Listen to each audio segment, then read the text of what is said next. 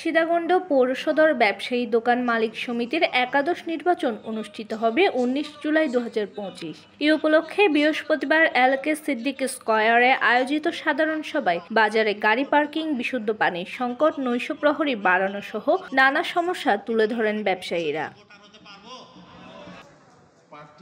সমিতির সাবেক কাউন্সিলর শামসুল আলম আজাদ বলেন, সমস্যা বড় নয়, সমাধান আরো বড় হতে হবে। আপনারা যারা প্রার্থী হতে চান তারা মনোনয়নপত্র নিয়ে এটা জমা দিতে হবে। মনোনয়নপত্র বাছাই হবে ১/৭/২০২৫।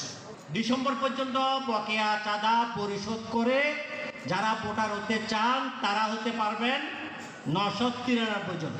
এই বিপ্লবে যারা মৃত্যুবরণ করেছেন এবং পাশাপাশি যারা আহত হয়েছেন হাজার হাজার ছাত্র জনতা, তাদের আহতদের সুস্থতা কামনা করে, যারা মৃত্যুবরণ করে তাদের মাগফিরাত কামনা করি।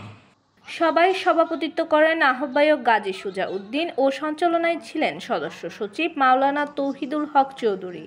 ঘোষিত তফসিল অনুযায়ী মনোনয়ন বাছাই ১ জুলাই, প্রত্যাহার ২ জুলাই, আপিল ৩ জুলাই, প্রতীক বরাদ্দ ৪ জুলাই এবং ভোট গ্রহণ ১৯ জুলাই। নির্বাচন পরিচালনায় প্রধান উপদেষ্টা ইউনূস মোহাম্মদ ফখরুল ইসলাম।